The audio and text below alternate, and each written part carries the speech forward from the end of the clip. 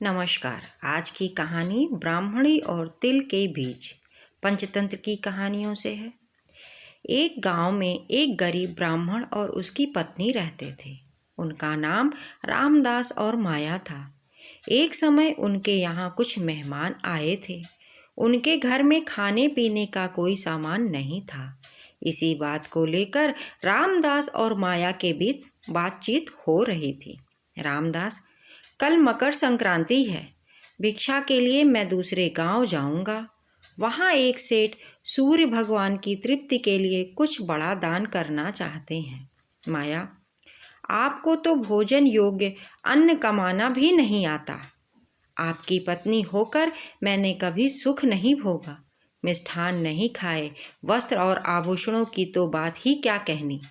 रामदास, माया, तुम्हें ऐसा नहीं कहना चाहिए। अपनी इच्छा के अनुरूप धन किसी को नहीं मिलता। पेट भरने जितना अन्न तो मैं भी ले आता हूँ। इससे अधिक की लालसा का त्याग कर दो। ज्यादा लालसा के चक्कर में मनुष्य के माथे पर शिखा हो जाती है। माया ने पूछा, यह कैसे? तब रामदास ने सुअर, शिकारी और गीदड़ की कथा सुनाई। एक दिन एक शिकारी शिकार की खोज में जंगल की ओर गया। रास्ते में उसे जंगल में एक काले अंजन के पहाड़ जैसा काला बड़ा सुअर दिखाई दिया। उसे देखकर उसने अपने धनुष की प्रत्यंचा को काने तो खींच कर निशाना मारा। निशाना ठीक स्थान पर लगा। सुअर घायल होकर शिकारी की ओर दौड़ा। शिकारी भी तेज दांतों वाले सुअर के हमले से गिरकर घायल हो गया। उसका पेट फट गया। शिकारी और शिकार दोनों का अंत हो गया। इस बीच एक भटकता हुआ, भूख से तड़पता हुआ गीदड़ वहां आया। वहां सुअर और शिकारी दोनों को मरा देखकर वह सोचने लगा, आज भगवान की कृपा से बड़ा अच्छा भोजन मिला है। कई बार बिना कोई प्रयास के अच्छा भोजन मिल जाता है। इसे पूर्व जन्मों का फल ही कहना चाहिए। यह सोचकर वह मृत लाशों के पास जाकर पहले छोटी चीजों को खाने लगा। उसे याद आया कि अपने धन का उपयोग मनुष्य को धीरे धीरे ही करना चाहिए। इसका प्रयोग रसायन के प्रयोग की तरह करना उचित है। इस तरह थोड़े से थोड़ा धन भी बहुत समय तक काम देता है। अतः इसको मैं इस तरीके से खाऊंगा कि बहुत दिन तक मैं इसको खा सकूं। यह सोचकर उसने यह निश्चय किया कि वह पहले धनुष की डोरी को खाएगा। उस समय धनुष की प्रत्यंचा चढ़ी हुई थी।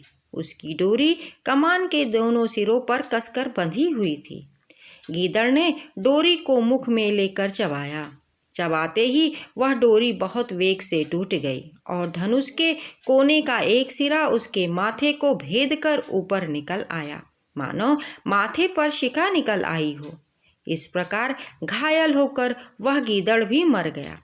रामदास ने कहा, इसीलिए मैं कहता हूँ कि अतिशय लोभ से माथे पर शिखा हो जाती है।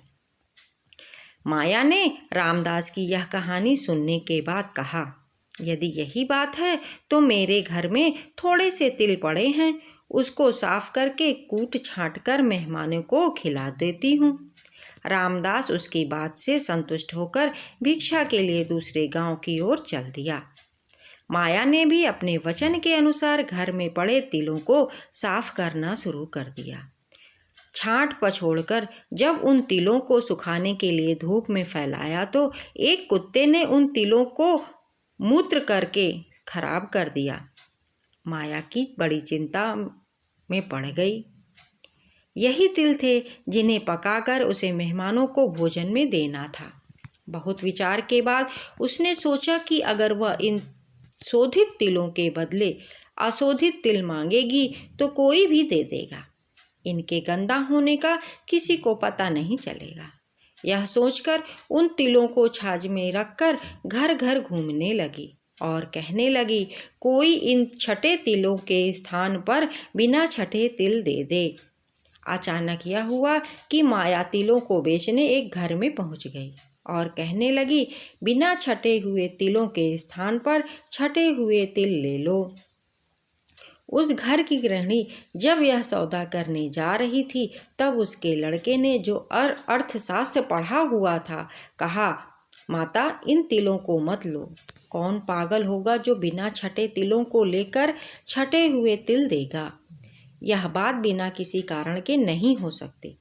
अवश्य ही इन छठे तिलों में कोई न कोई दोष होगा। पुत्र के कहने से माता ने यह सौदा नहीं किया। इसीलिए कहा गया है, बिना कारण कार्य नहीं।